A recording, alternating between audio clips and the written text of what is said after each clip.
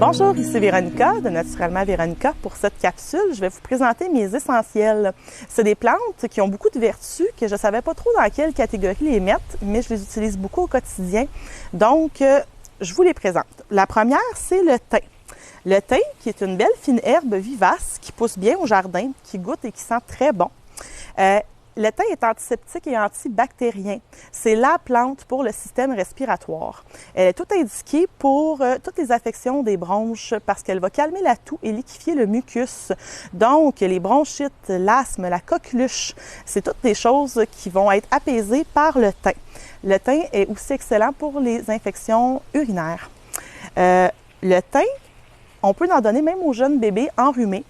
Avec un petit peu de miel, un petit peu de citron, c'est vraiment délicieux. C'est souvent apprécié par les enfants. N'oubliez pas qu'on ne donne pas de miel aux bébés en bas d'1 an, par contre, n'est-ce pas?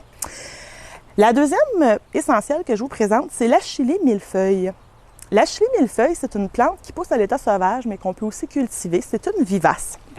Assez facile à identifier par ses petites feuilles toutes ciselées et les toutes petites fleurs blanches qu'elle fait au bout. Des fois, les fleurs vont être blanches, des fois, elles vont être rose pâle. L'achillée millefeuille a plusieurs vertus. La plus reconnue, c'est ses propriétés fébrifuges, c'est-à-dire qu'elle fait tomber la fièvre. On peut en boire en infusion ou pour les jeunes enfants, tout simplement mettre l'infusion dans l'eau du bain pour aider à faire tomber la fièvre. Son autre propriété reconnue, c'est que les feuilles sont un hémostatique puissant. Un petit truc comme ça, si vous vous coupez ou votre enfant se blesse, vous avez du mal à arrêter le sang, vous pouvez déchiqueter les feuilles, en mâcher un petit peu pour faire sortir le sucre et l'appliquer directement sur la plaie. Ça va aller aider le sang à coaguler. Sa dernière propriété intéressante, c'est que c'est une plante vraiment amie de la femme. Elle va aider pour les menstruations difficiles et douloureuses ou encore lorsqu'il y a des saignements trop abondants.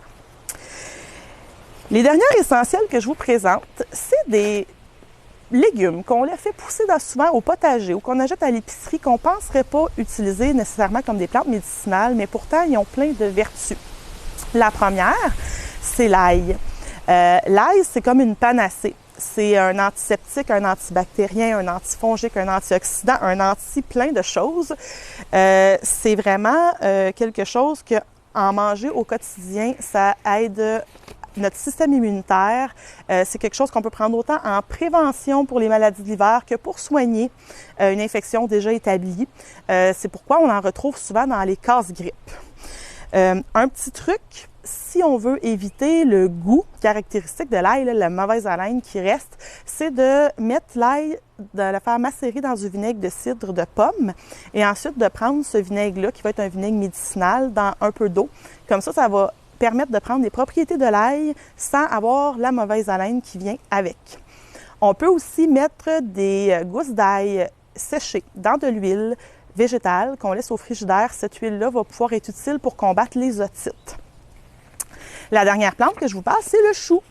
Et oui, le bon vieux chou qu'on trouve à l'épicerie. Toutes les sortes de choux ont sensiblement les mêmes propriétés. Donc, que ce soit le gros chou pommé ou le chou rouge ou le chou kale. Le chou, moi, ma mère s'en servait beaucoup avec moi quand j'étais jeune. J'étais une petite fille qui me foulait les chevilles régulièrement. Donc, je ne sais pas le nombre de fois que ma mère me faisait des cataplasmes avec de l'argile et du chou pour tirer le mal qu'elle disait.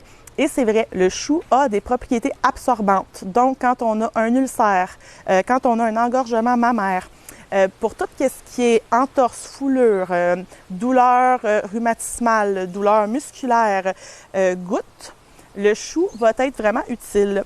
De plus, le chou contient énormément d'antioxydants, donc en manger au quotidien favorise une longue vie. C'est bon pour la digestion et c'est un vermifuge inoffensif pour les enfants. C'est culinaire, donc c'est tellement facile à intégrer au quotidien dans notre alimentation que je ne pouvais pas ne pas en parler. Alors voilà, c'était ma dernière capsule avec mes essentiels. J'aimerais vous faire une petite note en terminant, vous dire que toutes les capsules que je vous ai présentées, les conseils que je vous donne ne remplacent pas les recommandations d'un médecin. Les plantes peuvent entrer en interaction avec des médicaments. Donc, si vous avez un problème de santé comme du diabète ou que vous êtes enceinte ou que vous prenez un médicament, c'est toujours important d'en parler avec votre pharmacien ou votre médecin avant d'utiliser des plantes médicinales.